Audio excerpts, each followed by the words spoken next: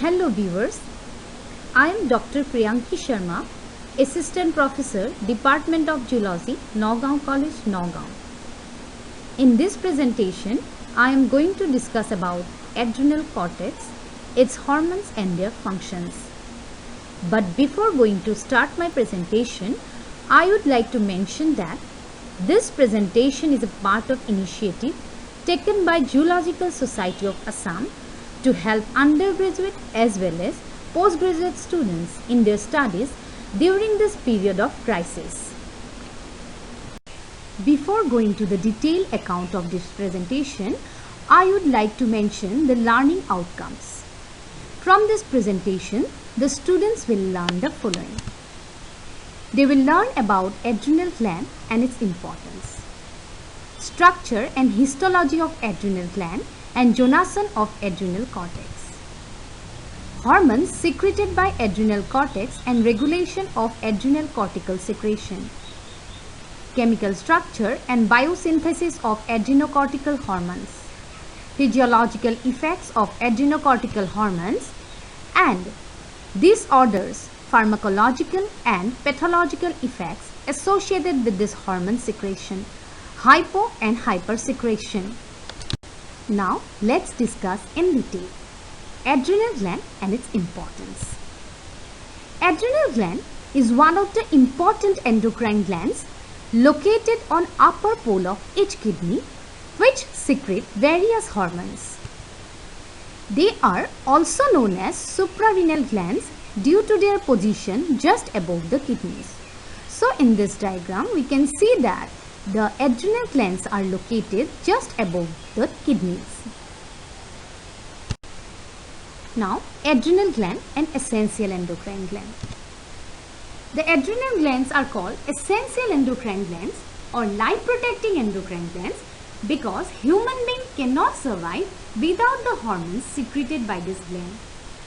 The gland produces the hormones that regulate metabolism, blood pressure, immune system, response to stress and many other essential functions of life. They are called life-saving glands because the absence of these adrenocortical hormones causes death of an individual within 3 days to 2 weeks, while absence of adrenomedullary hormones can drastically decrease the resistance to mental and physiological stress.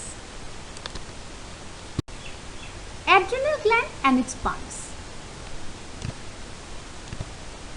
Adrenal gland is made up of two distinct parts. One, adrenal cortex, which is the outer portion constituting 80% of the gland, and adrenal medulla, which is the inner or central portion constituting 20% of the gland. These two parts, adrenal cortex and medulla, are different from each other in development, structure and function. Now, histological structure of adrenal gland. The figure showing TS of mammalian adrenal gland in 4x and 10x magnification. Figure A showing inner medulla and outer cortex. This is the inner medullary portion and this is the cortical portion.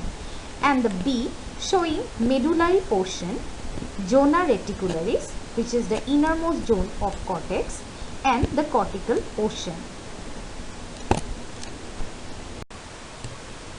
Histology of adrenal gland showing the capsule, which is the outermost portion of adrenal gland.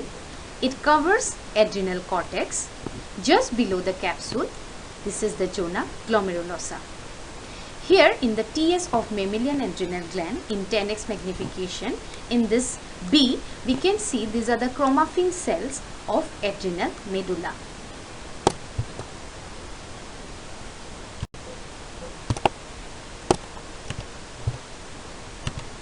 Here, histology of adrenal cortex zonation.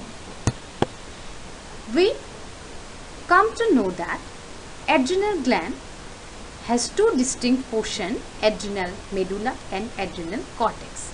The cortex part is again divisible into three distinct regions. One is zona glomerulosa, which is the outermost part, then zona fasciculata, and the innermost portion is zona reticularis. Zona glomerulosa is covered by a capsule. So this section shows the TS of adrenal gland, showing the adrenal cortical zones. So from here we come to know that adrenal cortex has three zones: zona glomerulosa, zona fasciculata, and zona reticularis.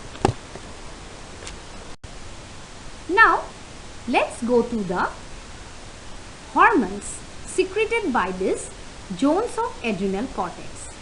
So here zones of adrenal cortex are named, and in the opposite side the hormones secreted by each zone are given. Zona glomerulosa secretes mineralocorticoids like aldosterone. Zona fasciculata secretes glucocorticoids like cortisol, corticosterone. Zona reticularis secretes sex steroids like androstenedione, DHEA, and progesterone. So feedback regulation of hormone secretion. So the secretion of adrenocortical hormones are regulated by feedback mechanism. Here we can see the hypothalamus, which is a part of brain, also acts as part of endocrine system. The hypothalamus is important because it releasing hormones. The hypothalamus secretes releasing hormones on pituitary. When the hypothalamus get excited or get any stimulus, or due to normal diurnal rhythm or due to stress cytokine, hypothalamus secretes corticotropin releasing hormone. This corticotropin releasing hormone will act on the pituitary gland. Pituitary anterior portion, that is the adenohypophysis. In turn, pituitary secretes adrenocorticotropic hormone, which is a tropic hormone. Adrenocorticotropic hormone will act on the adrenal gland. Adrenal gland, mainly the adrenal cortical part, secretes adrenocortical hormones like aldosterone, like cortisol, and sex steroids. This hormone secretion, when increases, this hormones can regulate its secretion by acting negatively on pituitary or on hypothalamus. When the secretion of adrenocortical hormone increases, it acts on the pituitary gland to stop its secretion of ACTH, or can also act on hypothalamus and can stop the secretion of corticotropin releasing hormone, so that the secretion of adrenal gland can be controlled. So if the adrenocortical hormone act on the pituitary to stop its hormone secretion, then it is called short lobe feedback, and if it acts on the hypothalamus, it is called long lobe feedback. So we can see here the secretion of adrenocortical hormones, the concentration of the adrenocortical hormones, the amount of adrenocortical hormone secretion is regulated through feedback control mechanism. Chemical nature of the hormones.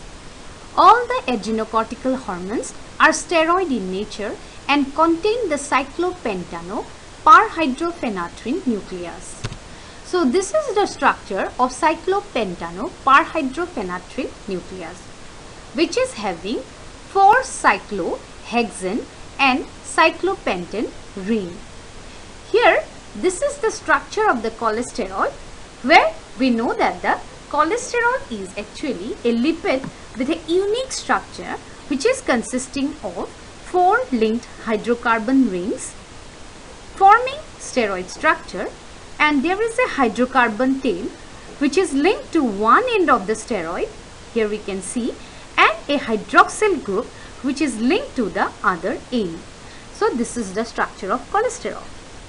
Why this structure of cholesterol is important? Because all the adrenocortical hormones which are steroid are synthesized from cholesterol. Now let's start biosynthesis of adrenocortical hormones.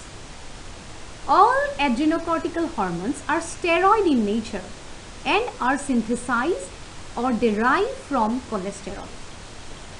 Adrenal gland cells take up this cholesterol from low density lipoprotein present in blood circulation, and small amount is also synthesized within cortical cells from acetyl coenzyme. Low density lipoprotein receptors are abundant in adrenocortical cells. Cholesterol ester hydroxylase enzyme catalyzes the formation of the free cholesterol. The cholesterol will now be transported to mitochondria of adrenal cells where it is converted to pregnenolone.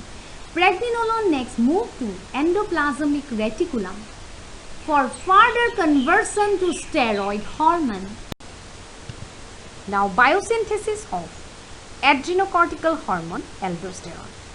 We already come to know from the previous slide that all the adrenocortical hormones are steroid in nature and are synthesized from a single precursor, that is cholesterol. Cholesterol by cholesterol desmolase enzyme forms pregnenolone. Pregnenolone in the next step by 3-beta hydroxysteroid dehydrogenase enzyme form progesterone. Progesterone in the next by 21-beta hydroxylase enzyme forms 11-deoxycorticosterone. This 11-deoxycorticosterone by 11-beta hydroxylase enzyme will form corticosterone.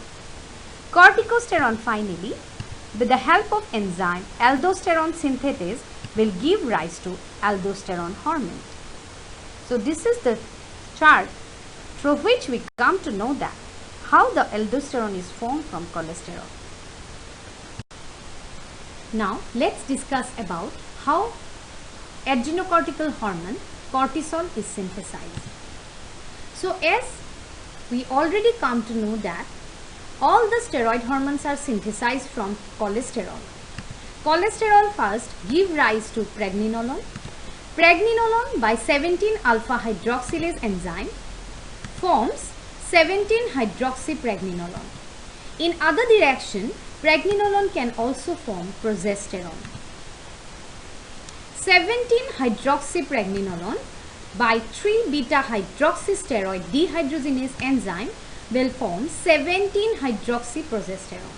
This 17-hydroxyprogesterone is also formed from progesterone. So the enzymes involved are already discussed in the previous slide. That is 17-alpha hydroxylase. Now 21-beta hydroxylase enzyme will form 11-deoxycortisol. 11-deoxycortisol by the help of enzyme 11-beta hydroxylase will form cortisol.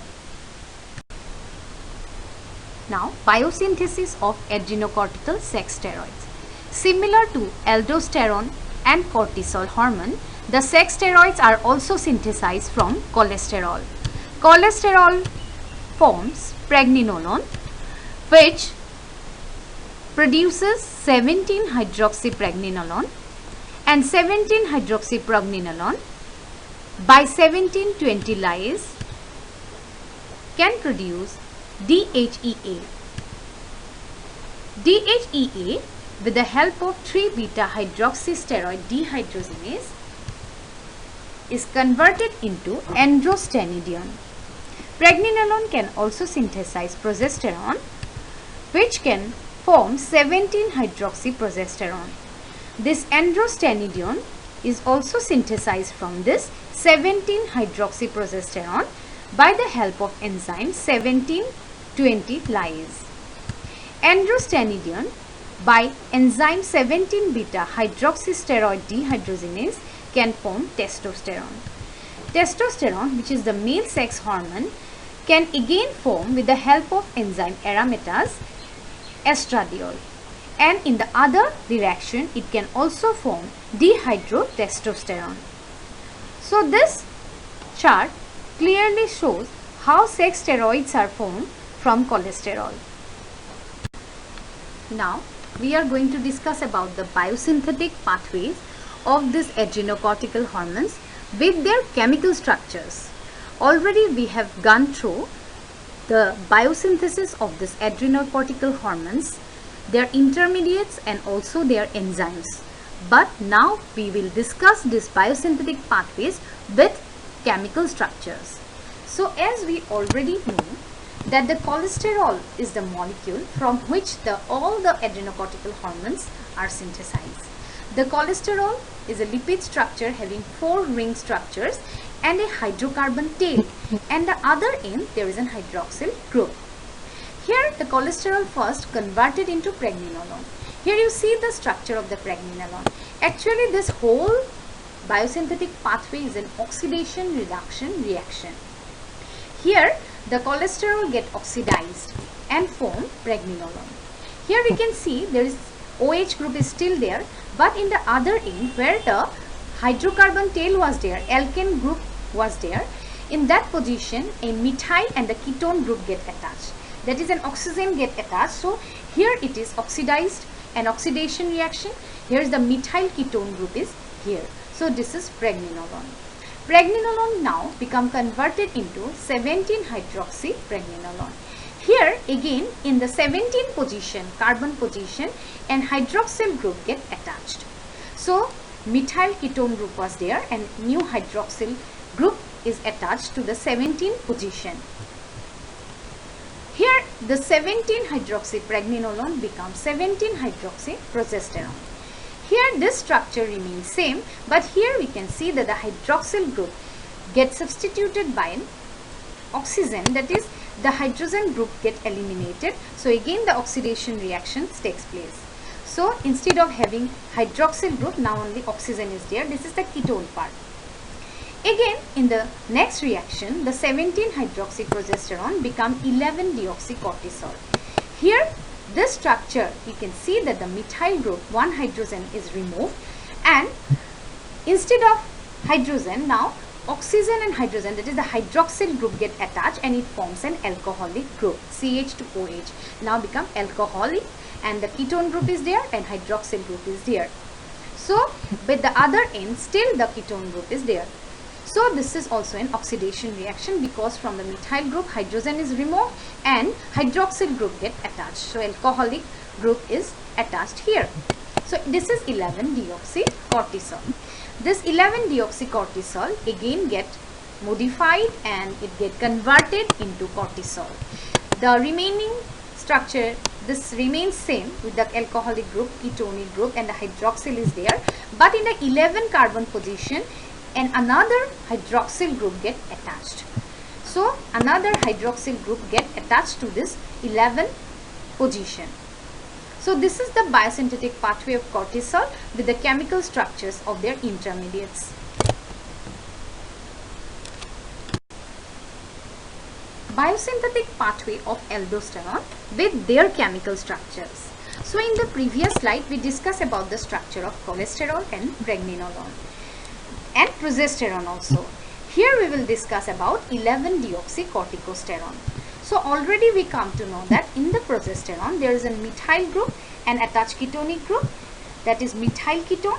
Then in the other end there is this is the ketone group is here. So this is progesterone.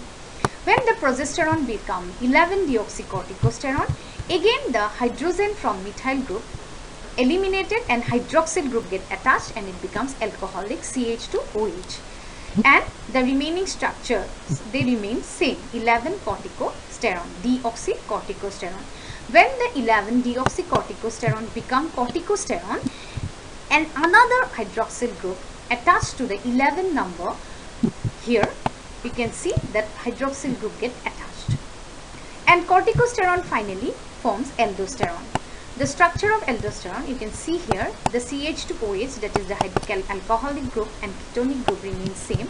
Here 11 position the OH is there, and here we can see that in this position we can see there is an CH and O. So this group get attached here which forms the aldosterone. Okay, so this is an aldehyde group get attached here, so it is called aldosterone. Biosynthesis of sex steroids with their chemical structures. Here 17-hydroxypregnenolone. Here in 17-hydroxypregnenolone we can see that the hydroxyl group is here in one end, in the other end there is CH3, that is methyl, then the ketone group and the hydroxyl group.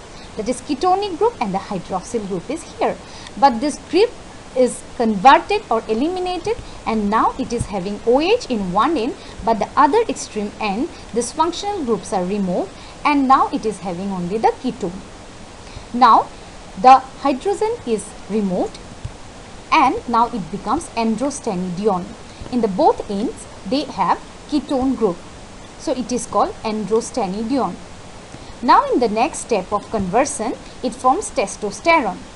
It is testosterone because of having an ketone group here, and that hydroxyl group, hydrogen is attached here to the oxygen, forming hydroxyl group. Though it is having an alcoholic group, hydroxyl group, it is still known as ON, testosterone, due to the presence of this ketone. Now again, in this end, another hydrogen get attached. Due to this attachment of the hydroxyl group, this structure converted into the benzene ring having an hydroxyl group. It is called phenolic group now, and it is known as estradiol.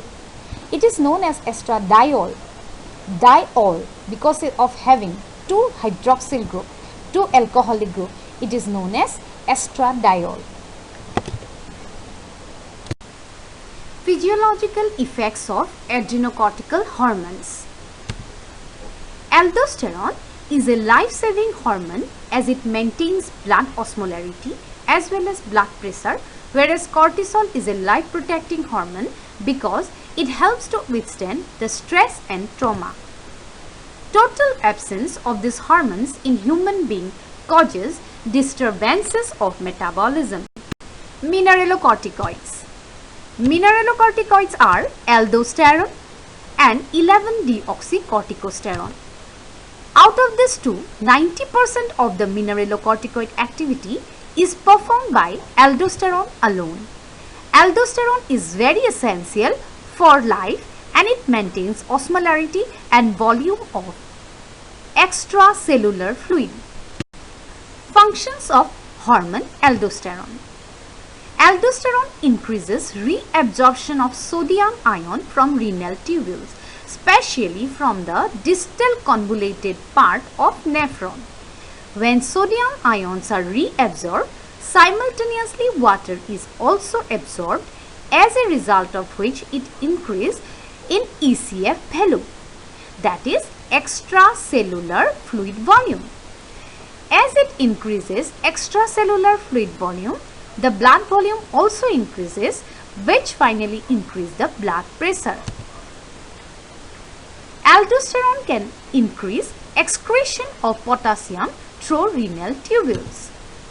It increases secretion of hydrogen ion into renal tubules. Let's discuss about glucocorticoids. Glucocorticoids are cortisol, corticosterone, cortisone. Cortisol is more potent and has 95% of glucocorticoid activity, but corticosterone is less potent, 4% activity, and cortisone has only 1% activity. Physiological functions of glucocorticoid. The glucocorticoid perform various functions in our body. It offers high resistance to the body against stress. It maintains water and salt balance. It enhances the retention of sodium ion and increases potassium ion excretion. It causes mobilization of fatty acids from adipose tissues and utilization of this fat to get energy. It increases catabolism of protein. The most important function of glucocorticoid is it inhibits uptake of glucose and utilization of glucose by cells and increase gluconeogenesis. These two functions are very important. As the name indicates, glucocorticoid, it is something to have with glucose metabolism. It increases the glucose level in blood through increasing gluconeogenesis and by inhibiting glucose uptake by the cell and glucose utilization by the cells.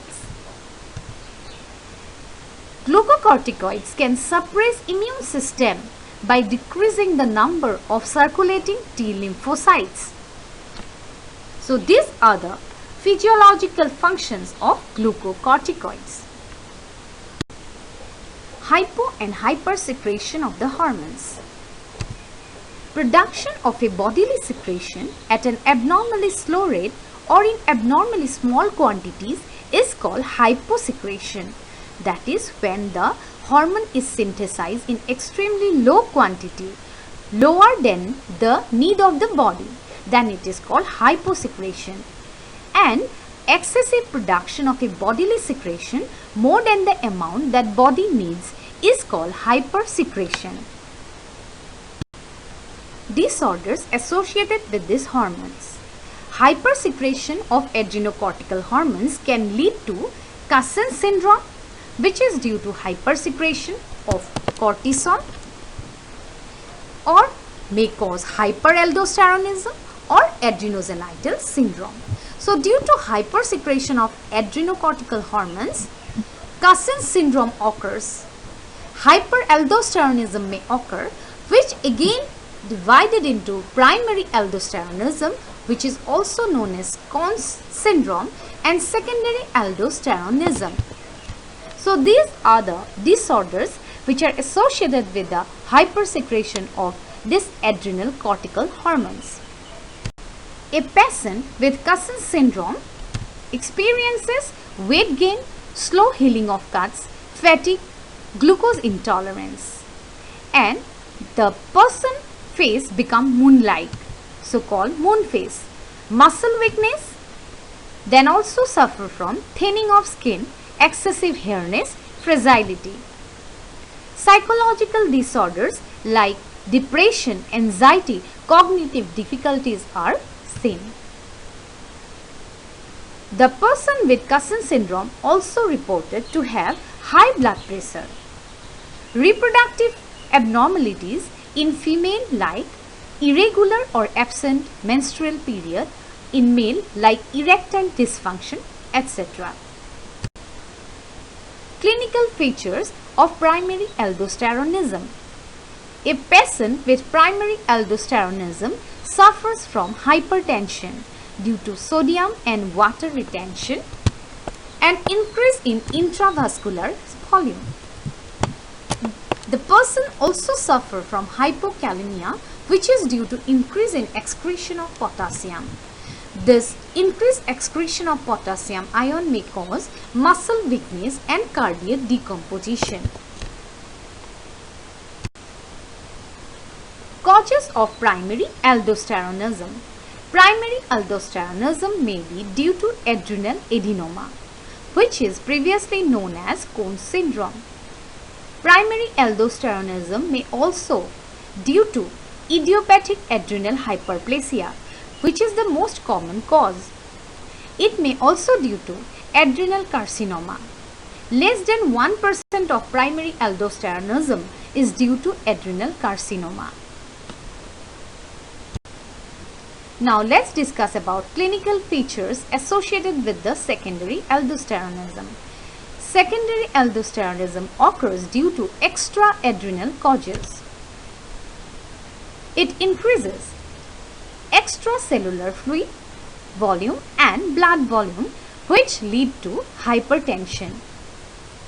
It causes severe depletion of potassium, causes renal damage, and produces concentrated urine, leading to polyuria and polydipsia. Secondary aldosteronism may cause potassium deficiency, which may lead to muscle weakness. It may also cause metabolic alkalosis, which occurs due to oversecretion of hydrogen ion. Adrenogenital syndrome. Adrenogenital syndrome occurs due to tumor of zona reticularis. In female, the symptoms are adrenal virilism, masculinization due to increase in muscle growth, deepening of voice, amenorrhea, male-like hair growth in female. In male, the symptoms are feminization, enlargement of breast, atrophy of testes. Now, hyposecretion of adrenocortical hormones. Hypoactivity of adrenal cortex may lead to different disorders like Addison's disease and congenital adrenal hyperplasia. Addison's disease occurs due to atrophy of adrenal cortex in autoimmune disease. It may be due to destruction of the gland due to tuberculosis. This disease may occur due to destruction of adrenal cortex by malignant tissue. Congenital adrenal hyperplasia, which is a congenital genetic disorder characterized by deficiency of cortisol and aldosterone and due to overproduction of androgen, which is the sex steroid. Clinical features of Addison's disease. The symptoms of Addison's disease are weight loss, extreme fatigue, low blood sugar, personality changes like confusion and coma, anorexia, nausea, vomiting, cardiac insufficiency, diarrhea, abdominal pain, hyperpigmentation and muscle weakness. This picture shows hyperpigmentations in Addison's disease.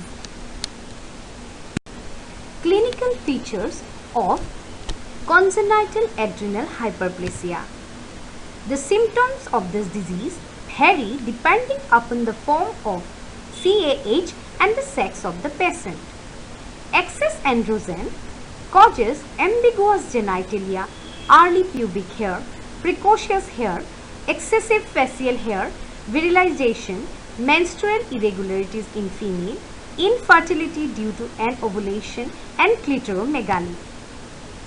Inadequate mineralocorticoid secretion in this disease causes vomiting, which is due to salt wasting, which sometimes may lead to dehydration and death of the patient.